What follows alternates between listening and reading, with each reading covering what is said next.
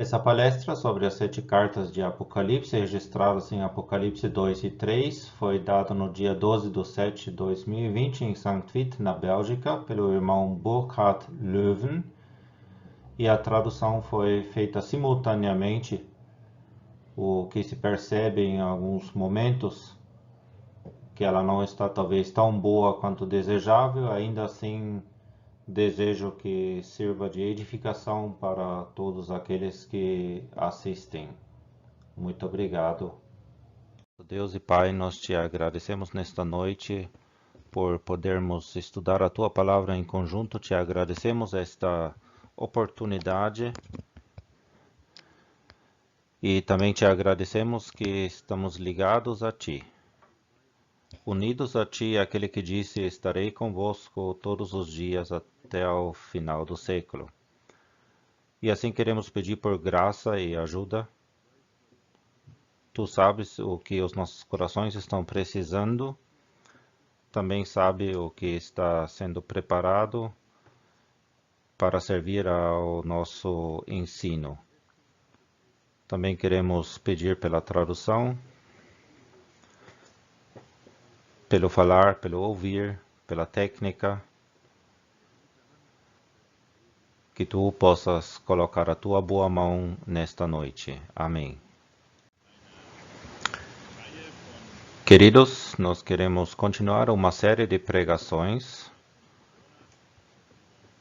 onde nesta época do corona temos falado a respeito de alguns pontos do futuro e da profecia. Queremos meditar nisto. E hoje nós queremos ver as 7 cartas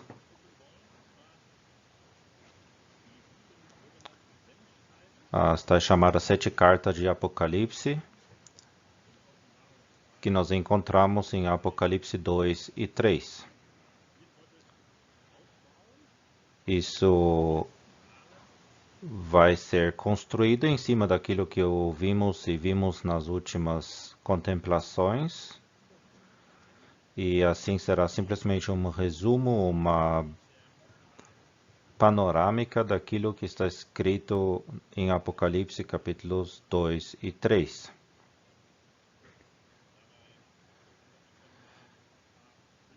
E para isso temos simplesmente encontrado algumas imagens e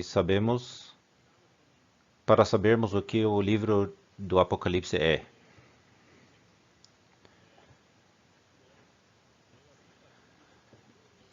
Eu estou usando em alemão o texto da tradução Elberfeld.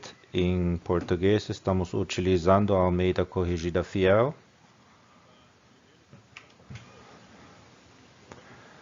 É um pouco difícil talvez para os tradutores, mas o livro do Apocalipse é um livro que nós não gostamos muito, porque dizemos que é bastante complicado, não podemos compreender. Mas justamente o nome desse livro, Apocalipse ou Revelação, quer dizer que algo está sendo colocado em aberto. Não é nada que vai ser fechado ali. E esse livro de Apocalipse é escrito pelo apóstolo João. Isso nós encontramos no primeiro versículo aqui. É o João que está escrevendo aqui esse livro. E ele dá a todos os leitores do Apocalipse uma palavra bastante encorajadora, que é o versículo 3. Onde nós vemos que bem-aventurado aquele que lê e os que ouvem as palavras desta profecia e guardam as coisas que nela estão escritas, porque o tempo está próximo. Portanto, todo aquele que ouve as palavras desses 22 capítulos de Apocalipse é chamado de bem-aventurado, ele vai ser abençoado ao se ocupar com estas palavras. E isso nos dá a todos nós um pouco de alegria, ainda que esse livro seja escrito de uma forma que nem sempre é fácil de compreender, mas nos encoraja a nos ocuparmos com esse livro. E nós queremos simplesmente agora reter que esse livro é um livro de profecia, palavras da profecia. E esta expressão, profecia, não se refere a qualquer palavra, a qualquer livro. No Novo Testamento, o único livro profético de fato é o livro de Apocalipse. Daquilo que ainda é futuro, aquilo que é predito para o futuro. E profecia acontece sempre quando existe um estado de coisas erradas no meio ao povo de Deus. Portanto, esse livro, com algumas pouquíssimas exceções, nos últimos capítulos, nos mostra uma imagem, um quadro, onde nós somos chamados a mudar um estado ruim.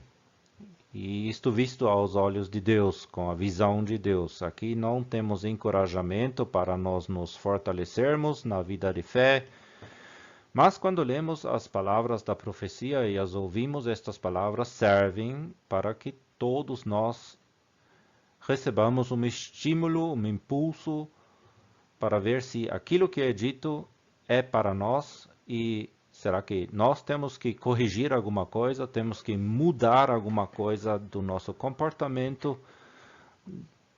O que esse livro tem nos a dizer no meio das circunstâncias? É o primeiro ponto.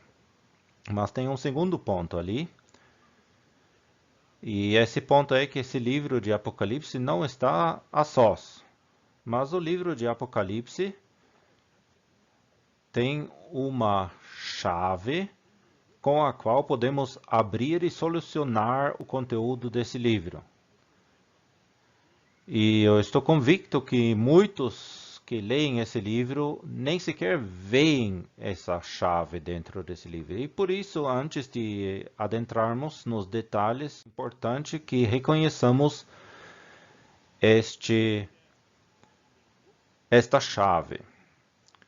E esta chave se encontra no versículo 19 do capítulo 1. Ali temos uma frase que diz: escreve. Isso é dito a João. João, que está na ilha de Patmos, escreve as coisas que tens visto e as que são e as que depois destas hão de acontecer. Isso soa um pouco interessante, mas pelas cores aqui, amarelo, verde e azul, esclarecemos que está sendo dado uma divisória, uma divisão ali.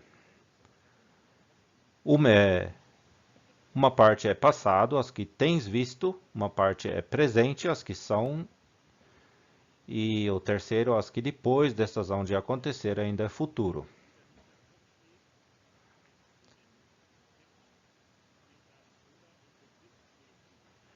Isso também pode significar as que depois destas estão prestes a acontecer. E quando contemplamos isso, então vemos que esta chave nos dá a explicação para todo o livro do Apocalipse. As coisas que tens visto é aquilo que nós temos descrito no capítulo 1, onde o Senhor Jesus é apresentado como aquele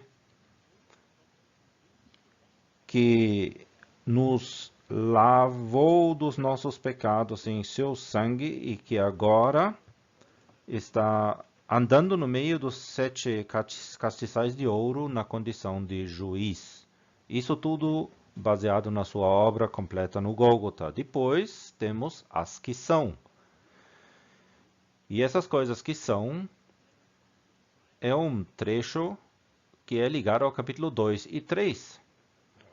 E são esses os capítulos que queremos ver hoje. São as tais chamadas 7 cartas. 7 cartas ou epístolas que foram escritas. E a terceira parte, então, nos mostra as que depois destas hão de acontecer. E essas coisas são descritas a partir do capítulo 4. E quando nós abrirmos uma vez em nossa Bíblia, o capítulo 4, tendo em vista que isso foi escrito pelo Espírito Santo, inspirado pelo Espírito Santo, então nós lemos ali, depois destas coisas. Portanto, o texto inicia exatamente com estas palavras, depois das coisas que estão nos capítulos 1, 2, 3. E no final do versículo 1 do capítulo 4 diz que estava aberta uma porta no céu e a primeira voz que, como de trombeta, ouvira falar comigo, disse, sobe aqui e mostrar-te-ei as coisas que depois destas devem acontecer. E aqui diz que devem acontecer. Com isso está sendo descrito toda a parte do capítulo 4 até o capítulo 22, portanto, aquilo tudo é futuro. Hoje não queremos tratar daquilo, mas simplesmente somente dos capítulos 2 e 3. E agora queremos colocar isto dentro dessa figura. Já temos visto em algum momento essa imagem, uma imagem que o Nabucodonosor viu, e quando queremos colocar dentro desse resumo profético, então, depois da ressurreição do Senhor Jesus, até o Pentecostes, temos tudo aquilo que ele já viu. Aquilo que está no capítulo 1, versículo 19, as coisas que tens visto, é tudo aquilo que acontece até o dia de Pentecostes. Tudo que está ali já é passado.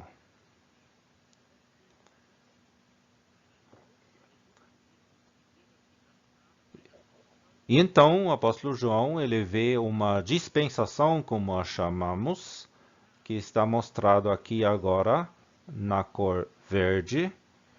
É aquilo que, as coisas que são, e depois as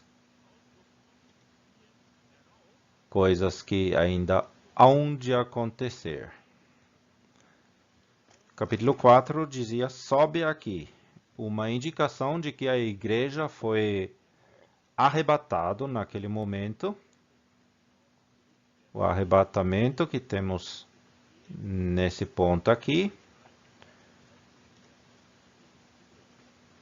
E agora, tudo aquilo que está sendo descrito a partir do capítulo 4, temos visto a partir do céu. Portanto, temos aqui um resumo, e hoje queremos ver apenas esta parte verde.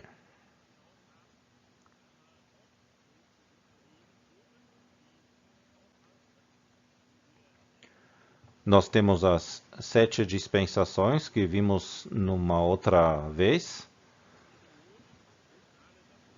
E, em paralelo, temos os períodos da lei.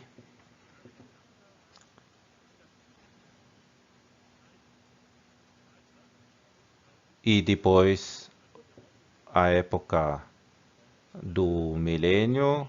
Antes do milênio ainda a tribulação e a grande tribulação. E no meio temos exatamente esta parte verde, onde nós temos então a época da igreja. E hoje aqui queremos nos ocupar apenas com esta parte verde, a parte da graça, a dispensação da graça, que nós temos descrito em Apocalipse 2 e 3. Aqui temos basicamente um zoom dado nesta época da graça. E nós queremos hoje adentrar um pouco mais em detalhes que está descrito nas 7 cartas a estas igrejas. Nós temos aqui o texto bíblico e eu espero que vocês consigam ler. E se não, vocês podem também ou deveriam abrir as suas Bíblias para acompanhar. E eu gostaria de usar esse texto também para indicar algumas coisas ali.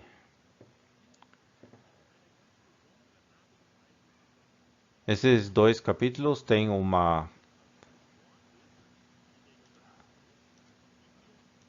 ligação interessante, e esta ligação está sendo feita por meio de palavras que o apóstolo João usa, e eu gostaria de mostrar essas expressões. Primeiro, estas 7 cartas, nós podemos verificar onde estão. Sempre começam com as palavras: escrevo ao anjo da igreja.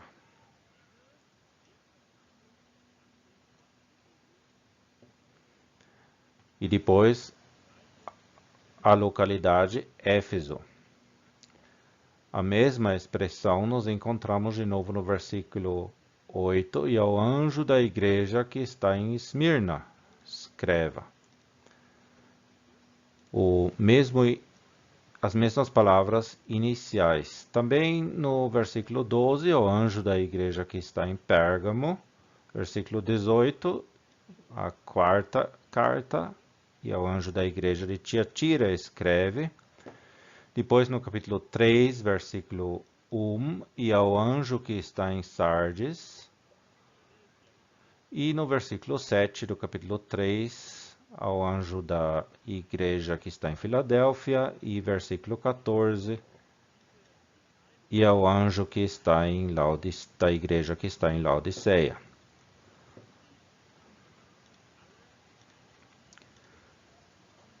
Assim, nós vemos que todas as 7 igrejas recebem uma carta, mas, lendo bem, servia para todas essas igrejas. Portanto, isso significa que todas as 7 igrejas receberam os 2 capítulos em seu conjunto. Contudo, temos a estrutura dentro dessa carta de 7 igrejas, e todas essas 7 igrejas existiam naquela época. E isto é algo muito bonito que podemos ver com alegria sempre na Bíblia, que as cartas que foram escritas a pessoas ou também a igrejas de fato existentes, reais, e nesse caso isto aconteceu pelo apóstolo João a partir da ilha de Patmos, a 7 igrejas na Ásia Menor. E eu tenho aqui o mapa também, onde nós podemos localizar estas 7 igrejas. Por um lado, nós temos a Grécia. Aqui temos a Turquia. A Grécia, a Turquia. E nós podemos ver essas 7 igrejas nesta parte. Dando um zoom in, nós temos as 7 igrejas aqui mencionadas em sua sequência também. E nós percebemos algo interessante, que o apóstolo João estava na ilha de Pátimo, à costa da Ásia Menor, e em pensamentos ele está iniciando a sua viagem na cidade portuária de Éfeso, indo para o norte, Esmirna, Pérgamo, depois indo para o leste, para Tiatira, e então para o sul, Sardes, Filadélfia e Laodiceia. Por vezes se pode gravar isso um pouco melhor, vendo isso desta forma visualizada. Nós poderíamos pensar, tanto faz em que sequência se visita estas cidades. Nós, como pessoas, homens, seres humanos, poderíamos fazê-lo, mas se a gente pensa aqui nas possibilidades matemáticas de quantas possibilidades há para visitar essas igrejas, então poderia se colocar em mais que 5.000 opções essa sequência das 7 igrejas. Mas apenas uma dessas possibilidades o Espírito Santo escolheu sequencialmente para colocar essas igrejas em uma sequência. E é justamente essa sequência que foi dada pelo Espírito Santo como profecia.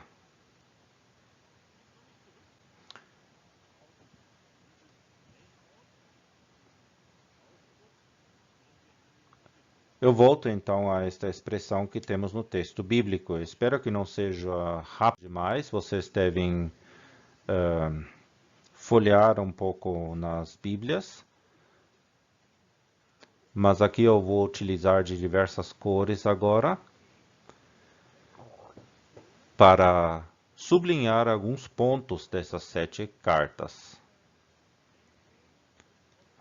E assim podemos ver o que se segue da sequência dessas 7 igrejas e das afirmações feitas na Bíblia. Não é tão fácil, talvez simples, mas queremos tentá-lo. No final de cada carta, temos as palavras ao que vencer. Versículo 7, a mesma coisa também está sendo falado a Esmirna. Ao que vencer, também no versículo 17, ao que vencer. No versículo 26, 3, 5. Também 12 e versículo 21. É uma estrutura que basicamente nos diz que este anjo da igreja é uma figura da autoridade na igreja existente naquele momento que recebe agora uma mensagem, e é uma mensagem que nem todas as pessoas estão ouvindo. Mas existem aqueles que são caracterizados por serem vencedores. E isto é um fato que nos encoraja bastante, porque isso nós encontramos, esse vencedor encontramos em cada uma dessas igrejas. Portanto, no lugar onde estamos nos reunindo, podemos almejar de pertencermos a esse grupo dos que vencem, dos vencedores. São aqueles que lutam pela verdade e eles recebem uma promessa. O que é, portanto, um vencedor? E eu gostaria de mencionar uma passagem que temos em 1 de João 5, onde temos: porque todo o que é nascido de Deus vence o mundo, e esta é a vitória que vence o mundo, a nossa fé. O importante, aquilo que caracteriza um vencedor, é a fé. E tendo esta fé, tanto faz então em qual lugar da terra nós nos encontramos, tendo esta fé verdadeira, sincera, nascidos, portanto, de Deus, então estamos vencendo o mundo. E quem tem isto? Quem possui esta parte? Qualquer pessoa de fato renascida. E isso nos dá encoraja bastante. Tanto faz em qual época, em qual região, em qual parte do país, em todos os lugares há pessoas que de fato são renascidos e eles são vencedores. E assim podemos aplicar a nós aquilo que está escrito nas Escrituras para nós.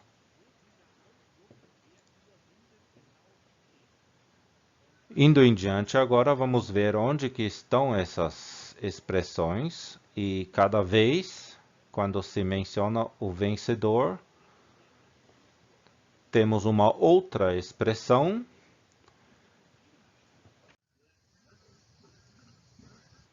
E em cada uma dessas cartas também temos a frase: quem tem ouvidos, ouça o que o Espírito diz às igrejas.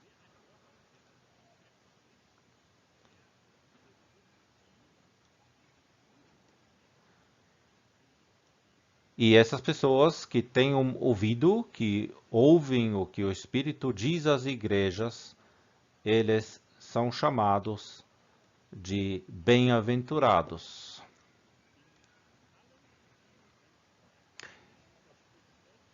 E isto é assim em todas as 7 cartas também.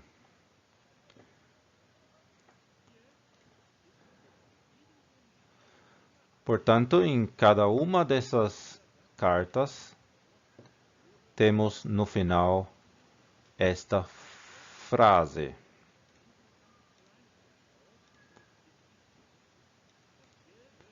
Quem tem ouvidos, ouça. Também temos algo sempre escrito a respeito do vencedor. É dado algo ao vencedor. Também a carta a Pérgamo. Depois que o Espírito Santo tem falado essas palavras, quem tem ouvidos, ouça. Aí se fala do vencedor. A partir da 4ª carta, isto está invertido. Quem tem ouvidos está no final, depois daquilo que está sendo falado ao vencedor.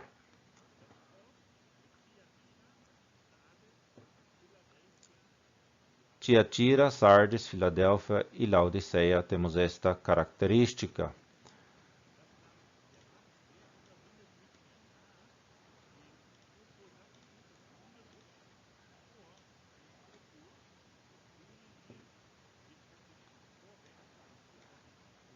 Assim temos o verde, o vencedor, antes da frase quem tem ouvidos, ouça. E eu gostaria de mencionar apenas que isto mostra algo que é de suma importância. Eu espero que vocês consigam seguir esse raciocínio de forma ótica também, vendo visivelmente aqui, por exemplo, ou também aqui.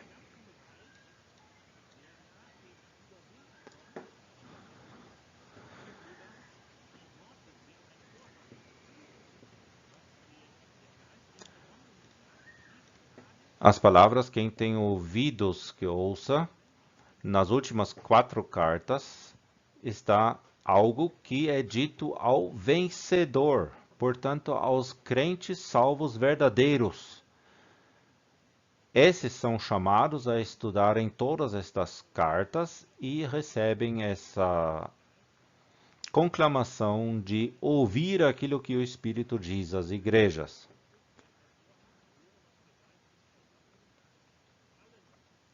Enquanto nas primeiras 3 cartas, essa expressão, quem tem ouvidos ouça, é escrito a todos. Já nas últimas 4, isso se refere apenas aos vencedores. É uma diferença pequena, mas importante. Depois nós percebemos mais alguma coisinha, algo que temos apenas nas últimas 4.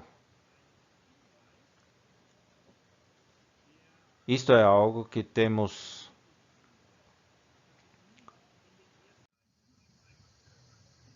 uma indicação à vinda do Senhor Jesus. Isso nós temos também somente nos últimos 4, nas últimas 4 cartas. Aqui, a Tiatira, ele fala de uma tribulação, no versículo 22, de uma grande tribulação, é algo que ainda é futuro, e antes disso está a vinda. Na carta a Sardes,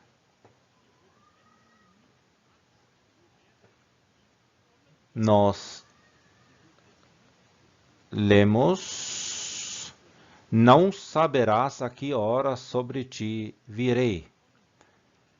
Virei sobre ti como um ladrão. Portanto, inesperadamente, é uma expressão que indica que essa vinda é como uma manifestação, revelação do Senhor Jesus repentina. Na carta a Filadélfia, ele diz: eis que venho sem demora. E isto está ligado ao versículo 10, onde falava que guardaste a palavra da minha paciência. Esse vir também significa ter paciência, esperar com paciência, e essa vinda está diante de nós. Na carta a Laodiceia, isso não é tão claro assim, mas diz ali no versículo 16: vomitar-te-ei da minha boca.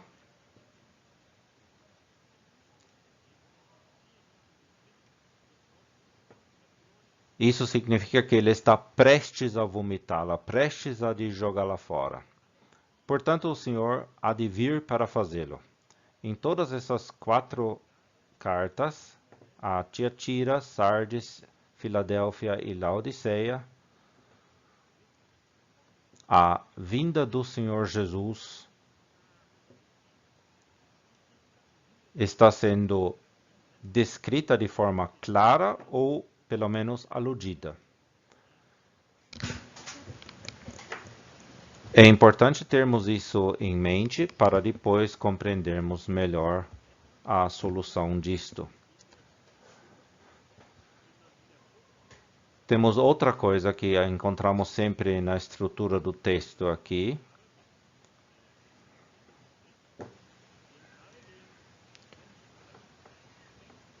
E em todas estas epístolas, em todas estas cartas, o João está iniciando com essas palavras: conheço as tuas obras.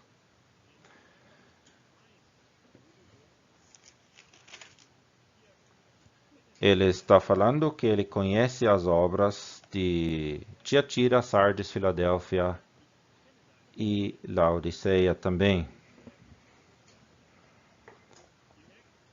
Vocês percebem que em todas essas igrejas temos uma indicação de que o Senhor Jesus é aquele que conhece e sabe tudo. Ele é onisciente.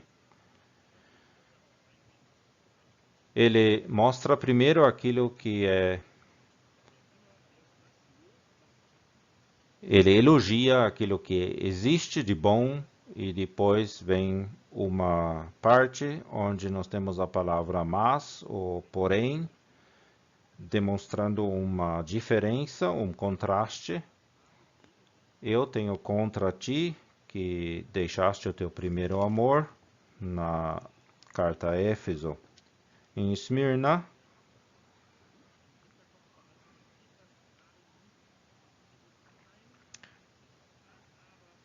aí nós não encontramos um porém, não encontramos um mas. Já em Pérgamo, o temos. Tenho algumas poucas coisas contra ti. Em Tiatira também, tenho contra ti. Versículo 20. Em Sardes, a formulação é um pouco diferente, onde diz que tu vives, mas está morto. A gente percebe que isso é uma repreensão. Estás morto. Na carta a Filadélfia, novamente não temos nenhuma repreensão, assim como na carta a Esmirna e na carta a Laodiceia. Temos isto de forma indireta, onde ele diz: conhece as tuas obras, que nem és frio nem quente, quem dera foras frio ou quente. A conclamação ali é: seja pelo menos frio ou seja quente, mas não seja morno, como diz no versículo 16. Portanto, uma situação mista, um estado misto de coisas. Portanto, uma repreensão em Éfeso, em Pérgamo 3, em Tiatira 4, em Sardes 5, 6 e 2 não tem repreensão, e Laodiceia uma repreensão. Seria demais para entrarmos nos detalhes dessas repreensões, mas queremos dar simplesmente um estímulo hoje, um impulso a respeito daquilo que está escrito. E logo explicarei qual que é a relação dessas 7 cartas uma com a outra.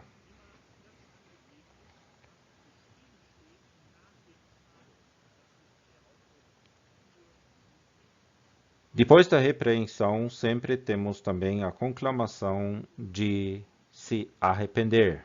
Arrependa-te, arrependa-te. Quando há uma repreensão de uma dessas igrejas, então o impulso dado, a conclamação dada, a ação esperada dos santos nesta localidade é arrepender-se. Ou seja, ter uma mudança de pensamentos, uma mudança de mente, uma mudança de maneira de pensar. De ter uma mudança. E isto não acontece nem com Esmirna e nem na carta a Filadélfia. Isso é bastante chamativo e nós podemos logo ver o que o Espírito Santo quer nos dizer com isto.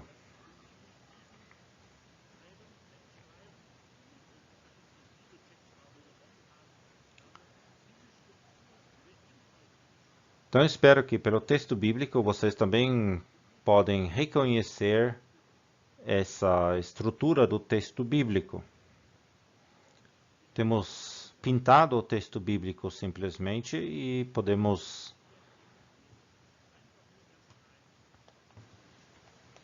simplesmente marcar no texto aquilo que nós enxergamos e já temos uma estrutura, uma explicação. Repito que o apóstolo João, em cada uma dessas cartas, no início menciona aquilo que é bom, depois ele dá a repreensão. E em Filadélfia e Esmirna não encontramos essa repreensão. Esmirna, ali nós vemos uma igreja sofredora, uma igreja que está caracterizada por sofrimentos, uma fase de perseguição, de supressão, onde os crentes, na época dos imperadores romanos, foram perseguidos, muitas vezes até mesmo dado aos animais selvagens. Nessa fase da igreja não temos nenhuma repreensão e nenhuma conclamação para arrependimento. Tampouco em Filadélfia, cujo nome significa amor fraternal, e ali se diz que ela tem pouca força. Algo que não era grande visivelmente, mas uma força pequena. E a esta igreja é dita que eles guardaram a minha palavra e não negaste o meu nome. Versículo 8. São afirmações a respeito de uma igreja que retinha fielmente o Senhor e a palavra dele. E como guardaste a palavra da minha paciência, também eu te guardarei. E eles deveriam então simplesmente guardar o que tinham para que ninguém tome a tua coroa. É uma característica dessa igreja lá em Filadélfia. Primeiro o positivo, aquilo que é bom, depois a repreensão, e juntamente com a repreensão, sempre também a conclamação para arrependimento. Onde isso não é mencionado, os crentes estavam atravessando circunstâncias especiais que acabei de descrever. Por um lado, uma igreja sofredora, em caso de Esmirna, por outro lado, uma igreja que retinha fielmente o Senhor Jesus e a sua palavra. Agora aqui, nós temos mais uma vez um zoom dado em cima do gráfico, onde estas 7 igrejas são mencionadas sequencialmente. E aquilo que está sendo mostrado aqui é que existe aqui uma linha preta da esquerda à direita. E a partir de Tiatira, esta linha vai até ao lado direito. E podemos imaginar então que essa é a época da Igreja de Deus, da graça de Deus.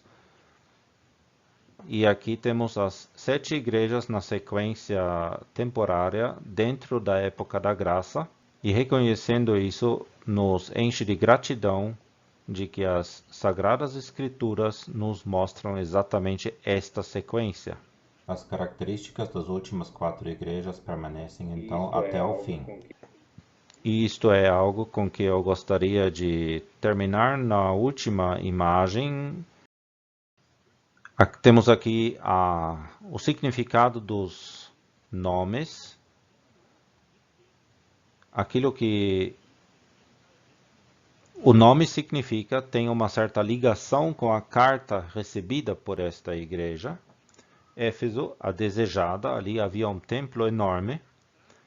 E esse caráter que nos é mostrado nesta igreja é o início da decadência. O Senhor Jesus tem que corrigir, tem que reclamar que eles deixaram o primeiro amor. Aquele amor profundo, aquele desejo profundo de seguir após o Senhor Jesus. E bem à direita nós temos indicado o tempo em que, olhando de hoje para trás, podemos verificar em qual época essa igreja existia como algo que caracterizava a época da graça. Éfeso é aquilo que caracteriza a igreja no primeiro século e já logo no início, quando João escreve este livro, já se iniciou a decadência. As verdades das Escrituras rapidamente se perderam e já na época, ao redor do primeiro século, havia grandes perseguições contra a igreja que demoraram até mais ou menos o ano 300. E assim, na carta que Esmirna recebia, está sendo descrita essa época, significa mirra, é algo que tem um cheiro muito agradável. E essa mirra, ela é produto de uma árvore, onde esta resina sai como uma lágrima da casca e aquilo tem um gosto amargo, mas um cheiro agradável quando exposto ao fogo. Um símbolo de sofrimentos. E nos anos de 100 a 300, mais ou menos, havia supressão, perseguição que caracterizava a época da igreja. Depois, a época de Pérgamo, Constantino o Grande,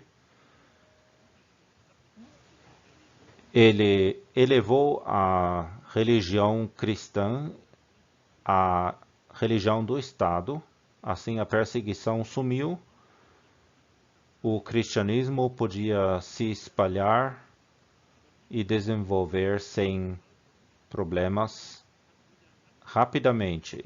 E isto trouxe consigo outros problemas descritos na carta a Pérgamo. Isso foi até o ponto de que o governo, o Estado,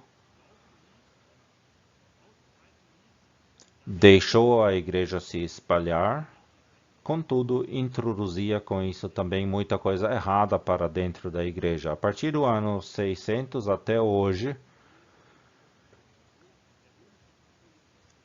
temos em Tiatira introduzido o papado, e Tiatira significa um cheiro podre de sacrifício. Contudo, é algo que permanece até hoje. O catolicismo romano, o papado, existe até hoje.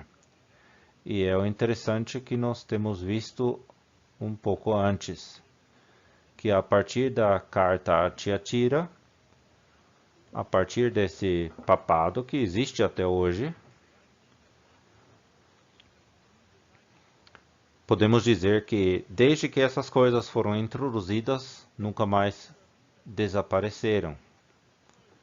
E em todas essas épocas existiram também crentes renascidos de verdade e podiam ser caracterizados como vencedores.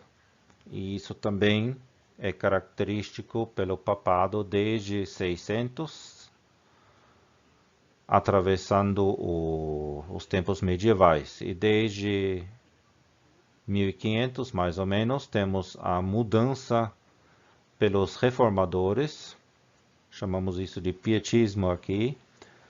Sardes é caracterizada por pietismo. Havia um certo reavivamento, queria-se reformar a igreja romana, e isso está descrito em Sardes. Sardes eu não coloquei um significado, e eu deixei-o fora de propósito, porque existem significados diversos ali. A partir dos anos 1800, mais ou menos, temos aquilo que caracteriza a Carta de Filadélfia, a Filadélfia. Nome este que significa amor fraternal. Essa igreja nós temos visto que não recebia nenhuma repreensão, e sabemos que desde os anos 1800, em vários países, muitos países deste mundo, até mesmo independentemente uns dos outros, havia um reavivamento onde as bases da palavra de Deus foram redescobertas e reconhecidas aquilo que a Escritura dizia, praticavam aquilo e descobriram bastante coisas, por exemplo, no tema da profecia. E isso sempre requeria uma separação daquilo que estava ao redor deles, mas uma separação também em direção àquilo que Cristo representa a sua pessoa. Encontravam-se pessoas, então, há uns 200 anos atrás, de reconhecer-se simplesmente mutuamente como irmãos, examinando as escrituras com pouca força. Era uma força pequena que tinham, mas era tanto que a carta a Filadélfia não contém nenhuma repreensão. Por fim, a carta a Laodiceia, que poderíamos traduzir como direito do povo, e ali temos o caráter da cristandade, que se modifica naquilo que onde cada um faz o que é certo aos próprios olhos. E isto é o que caracteriza o testemunho cristão na fase final. Eu mencionei aqui o ano 1900. Não sabemos exatamente a qual ano Laodiceia se refere em seu início, mas o que é bonito vermos na ordem dessas cartas é que isso descreve e representa o caráter do cristianismo e em todos eles sempre tem vencedores. E também hoje temos ainda o papado, o pietismo, o reavivamento e o testemunho cristão na fase final, indo em paralelo juntos. E é aquilo que vimos no capítulo 4, no início, quando João foi chamado, sobe aqui. O arrebatamento vai acontecer, todos os vencedores serão chamados, arrebatados em nuvens em direção ao Senhor. É a vinda maravilhosa do Senhor pela qual nós, como vencedores, podemos esperar e aguardar. Temos assim uma panorâmica dessas cartas e eu creio que depois de quase uma hora já passada agora deveria ser o suficiente para hoje. E vocês podem também examinar por si ainda o texto bíblico e ver de que maneira maravilhosa o Espírito Santo ordenou essas 7 cartas. Portanto, aqui uma panorâmica da época da graça da igreja, se referindo àquilo que as coisas que são, de uma maneira muito especial ordenadas, mostrando o caráter então da época da igreja. Agora, olhando para trás, podemos verificar isso com facilidade, mas quando João escrevia, ainda não. Mas a todos nós vale o chamado de contemplarmos as 7 cartas e modificarmos as coisas que precisam ser mudados conforme o Senhor o quer. E estamos esperando então o arrebatamento do Senhor, que o Senhor nos arrebata para si como vencedores. Gostaria de finalizar com isso então.